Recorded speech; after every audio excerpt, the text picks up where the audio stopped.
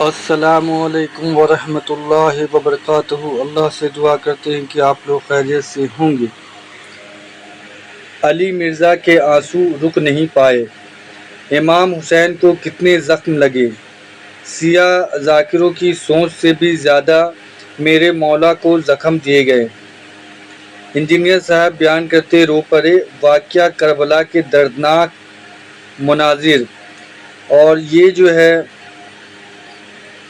معاملہ جو ہے امام حسین کے بارے میں ہے، جو واقعہ کربلا کا تھا، اور آپ کو تو پتہ ہے کہ کس طریقے کا معاملہ ان کے ساتھ ہوا تھا، اور اسی سے ریلیٹڈ کچھ باتیں جو ہے علی مرزا نے بیان کی ہے، اور بیان کرتے ہوئے ان کے آنسو جو ہے وہ رک نہیں پائے، اور ہم سب اللہ سے یہی دعا کرتے ہیں کہ اللہ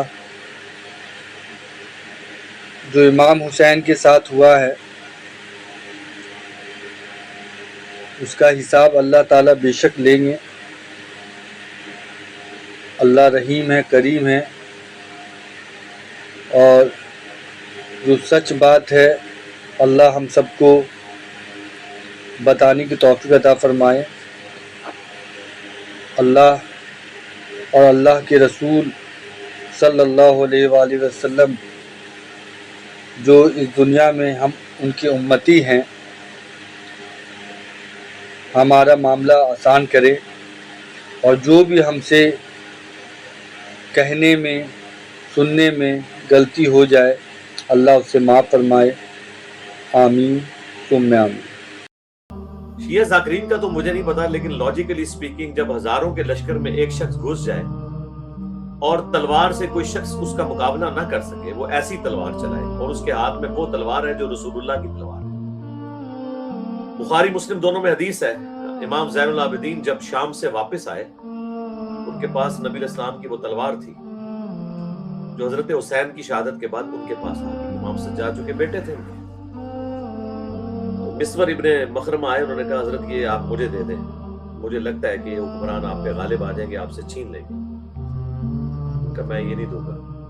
اور وہ تلوار وہ تھی جو رسول اللہ کی تلوار، اس میں الفاظ ہیں یہ رسول اللہ کی تلوار جو مولا علی کے پاس رہی، اور مولا علی نے جنگ جمل صفین اور نہروان رسول اللہ کی تلوار کے ساتھ لڑی ہیں، اور وہ تلوار پھر مولا حسن کے پاس آئی، پھر مولا حسن سے مولا حسین کے پاس۔